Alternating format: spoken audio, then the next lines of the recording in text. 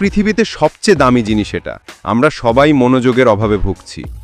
প্রতি 10 মিনিট পর পর নোটিফিকেশন চেক করা, অপ্রয়োজনীয় চ্যাট, সময় নষ্ট, এই সবই তোমার স্বপ্নের গতি থামিয়ে দিচ্ছে। এই 30 দিনে করো ডিপ ওয়ার্কের অভ্যাস। মানে 90 মিনিট নিজেকে রাখো এমন জায়গায় যেখানে কোনো বাধা নেই, কোনো ফোন নেই, কোনো ডিস্ট্র্যাকশন নেই, শুধু তুমি আর তোমার কাজ। এই মনোযোগই তোমাকে অন্যদের চেয়ে 5 গুণ এগিয়ে রাখবে। মনে রেখো, সাফল্য কাজের পরিমাণে নয়, কাজের গুণমানে। এবার নিজের ভেতরে যাও, প্রতিদিন 10 মিনিট চুপচাপ বসে থাকো, চোখ বন্ধ করে শুধু নিঃশ্বাসে মন দাও।